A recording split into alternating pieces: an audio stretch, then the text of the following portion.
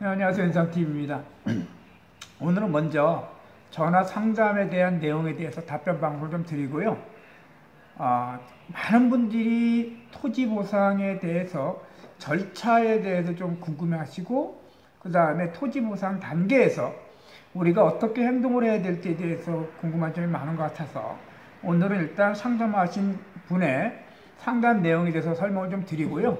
그 다음에 토지 보상에 대해서 절차별로 우리가 어떻게 그래도 대처를 해야 내 권리를 찾을 수 있고 일방적으로 어떤 토지 보상에 불이익을 당하지 않는 방법에 대해서 간단하게 좀 설명을 해드리겠습니다.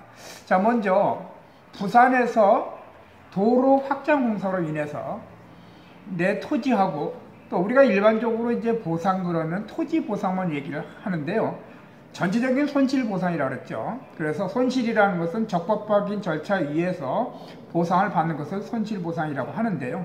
자, 이분은 부산에서 전화하신 이분은 토지 보상 도로가 구청에서 실시하는 도시계획에 의해서 도로 확장 공사에 내 토지가 포함되는 것뿐만 아니라 영업권이 그 자리에서 장사를 한 20여 년 동안 하시다고 합니다. 그래서 영업권의 침해를 받아서 이사를 해야 되는 그런 과정에 있는 분입니다. 그래서 근데 이분이 건축물이 정식적인 건축물 대장에 의해서 등재된 건축물이 아니고 그때 당시에 여러 가지 사정에 의해서 건축물에 등재를 못하고 가설 건축물 상태에서 지금까지 영업을 해 오셨습니다. 핵심은 지난번에 제가 다른 방송에서도 말씀드렸지만은 가설 건축물에 의해서한 영업권은 보상의 대상이 되느냐 아니냐에 대한 문제라고 그러셨죠. 자, 그런데 우리가 일반적으로 가설 건축물은 적법하게 건축물 대장이 등재가 되지 않았고 정식 건물이 아니기 때문에 구청이나 또는 시행하는 시공사로 통해서 보상을 받기가 좀 어려울 수가 있겠습니다.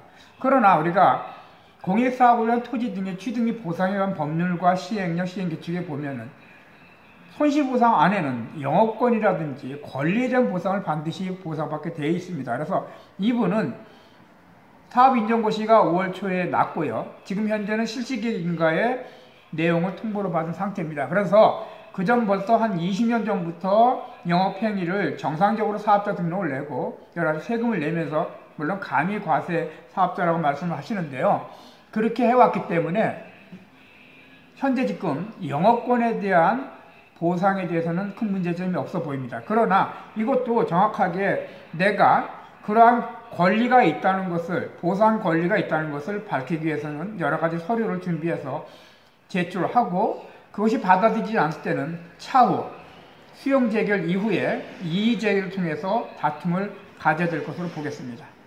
자, 그래서 일반적으로 우리가 이런 보상에는 토지 보상과 손실 보상, 그 다음에 이주비, 그 다음에 각종 권리에 대한 보상들, 특히 최근에는 바뀐 법령에 의하면은 물에 대한 권리하고 그 다음에 양어장에 대한 그런 권리들, 그런 부분들이 많이 보장을 해주고 있습니다. 특히 이 보상은 일괄 보상으로 하게 돼 있기 때문에 부산에서 의뢰하신 그 민원인 같은 경우도 지금 현재 실시계획 인가를 받고 이제 물론 또 다행스러운 것은 이 분의 현재 지금 그 같이 보상을 받는 분들이 대책위원회를 구성을 했다고 합니다. 그리고 대책위원회를 구성해서 협의를 통해 가지고 현재 지금 감정평가사를 한 명을 선임을 하겠다 이렇게 얘기를 합니다. 굉장히 올바르게 진행되는 과정이죠. 앞에서도 얘기했지만은 우리가 이제 감정평가사 같은 경우는 시공사, 시행사 그리고 토지주들의 보상 받는 분들에 의해서 각각의 한 명씩 감정평가를 선임할 수 있고요. 이때 이후로는 감정평가사를 보상받는 단계에서는 선임을 할 수가 없기 때문에 이때 당시에 감정평가사를 선임해서 우리들의 가치를 조금 더 높게 평가를 받게 되는 굉장히 차후 보상의 문제에서도 중요하다고 볼 수가 있겠습니다. 자, 이처럼 이렇게 토지 보상은 시작 단계부터 명확하게 어떤 과정을 좀 알고 또 그 다음에 많은 분들이 준비를 안 하고 있다가 갑자기 뭐 도청이나 시행사로부터 공문을 받게 되면은 그때부터 준비를 하거나 또 그때부터 어떻게 해야 되는지 막 여러 가지 수소문을 찾아다니는 분들이 많이 계신데요. 그렇게 하지 마시고 우리가 토지 보상, 내가 갖고 있는 토지라든지 건축물이라든지 또는 영업권에 대한 권리라든 것들이 있다라고 보면은, 자, 우리가 통상적으로 지역사회에 살다 보면은 어느 지역이 개발 예정이다, 어느 지역에서 어떻게 할 거다라는 것은 이미 다 알고 있습니다. 그것이 사업 인정 고시 일정을 전후로 해서 보상을 받느냐 못 받느냐는 그 일정을 전후로 판단해 봐야겠지만은 대체적으로 알고 있습니다. 그러다 보면 사전에 그런 지식들 좀 가지고 또 관계 법령들이나 시행령 규칙을 좀 읽어보면은 아, 내가 이 대상이 되는지 안 되는지를 좀 구체적으로 나올 수가 있겠죠. 그리고 더 정확한 것은 해당 시행사나 또는 해당 관청에 그걸 문의를 함으로써 내가 그 과정에서 어떤 단계가 있는지를 알고 가시면 되겠습니다. 자, 그러면은 우리가 여러 유튜브 방송이나 매체에서 토지 보상의 절차에 대해서 많은 분들이 설명을 하시고 얘기를 하시는데요. 막상 당사자가 되면은 이러한 내용들을 알고도 또 어떻게 대처해야 될지를 잘 모르는 경우가 많이 있습니다. 그래서 오늘 시간에는 조금 더 시간이 걸리더라도 토지 보상 절차에 대해서 조금 더 말씀을 드려보도록 하겠습니다.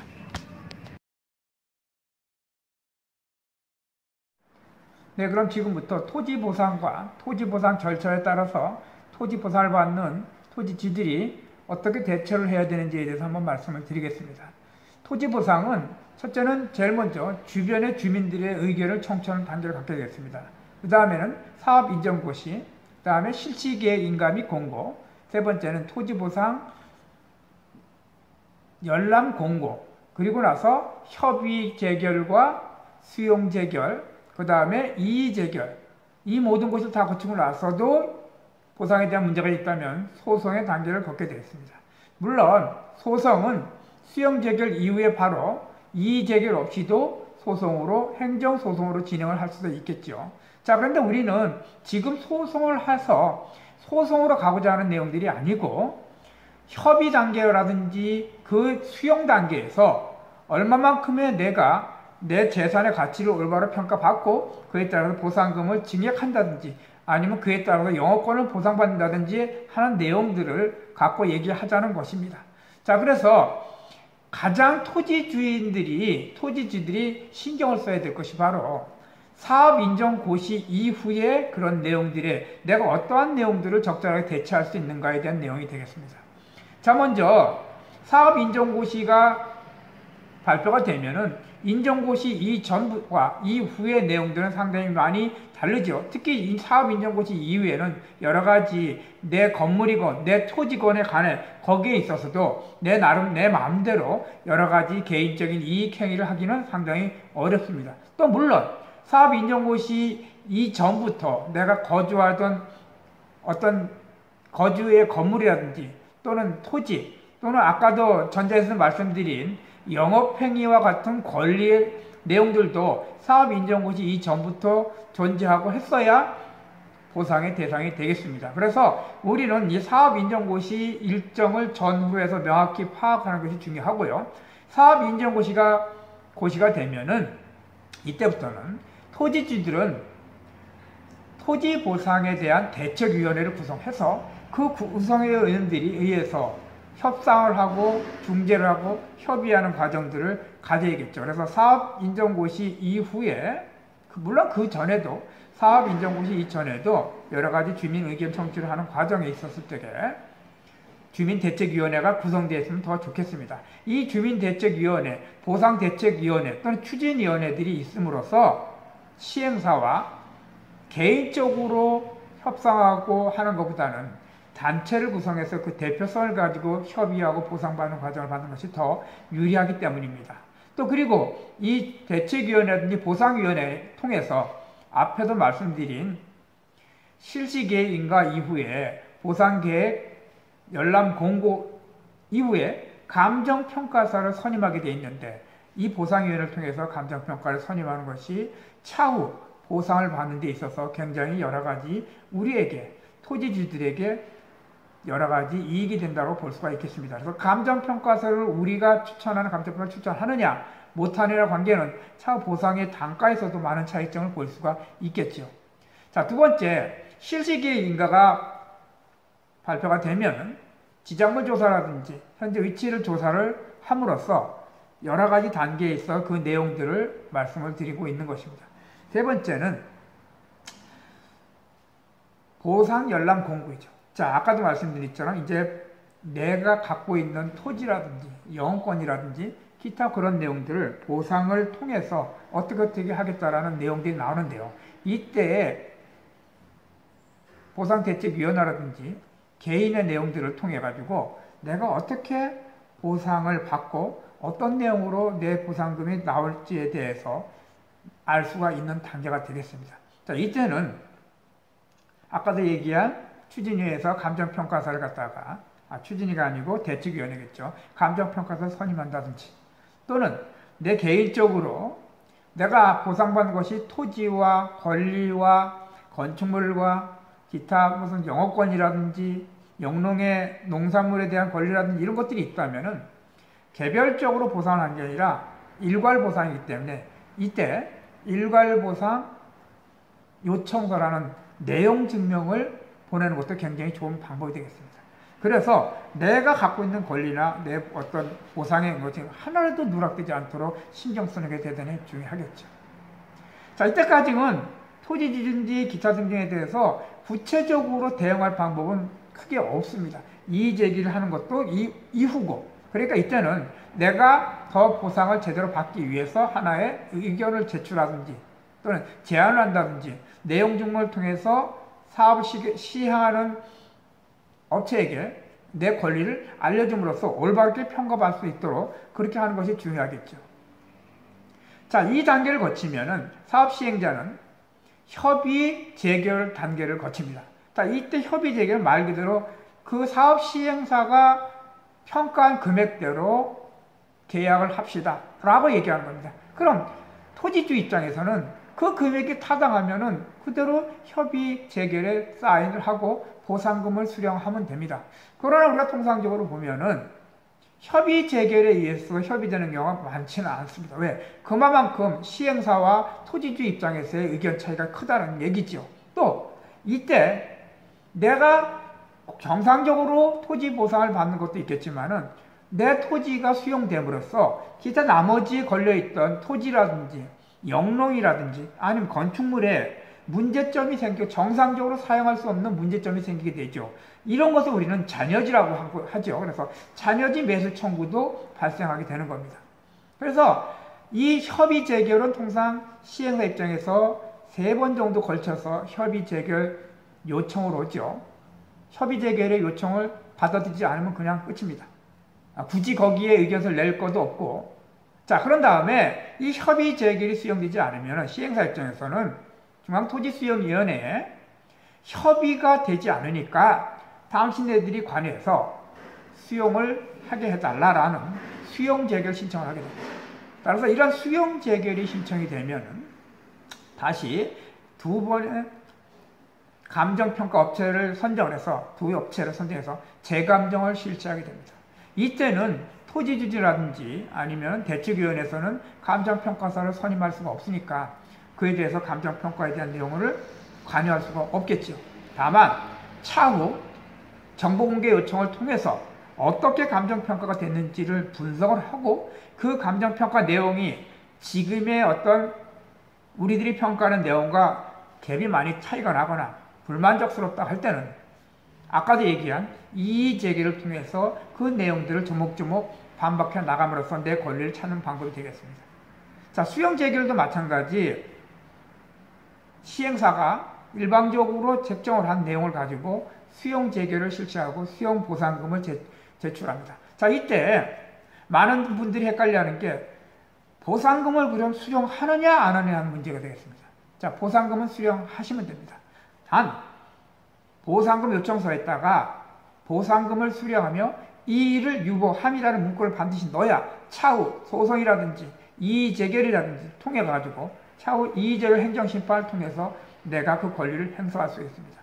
보상금을 수령하고 그런 문구를 넣지 않는다면 그런 차후의 모든 행위를 할 수가 없게 돼 있죠. 그래서 반드시 기억해야 될 것은 보상금을 수령하며 이의를 유보함이라는 문구를 자필로 사인을 해서 기입을 해 놓아야 됩니다.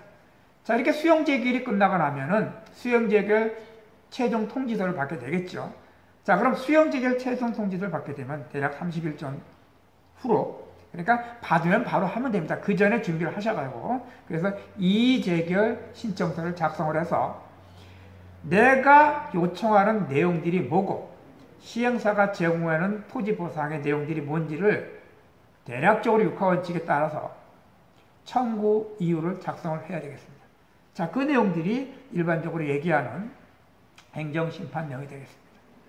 자, 이러한 이의재결 행정심판을 하고 났으면 아빠도 말씀드렸지만은 수용재결 최종 통지를 받고 바로 행정소송을 통해서 당사자 소송으로 갈 수도 있지만은 우리가 통상적으로 보상금이 증액된다는 것은 누구도 판단할 수가 없지요. 그것이 몇 프로가 된다는 보장도 받을 수가 없어요.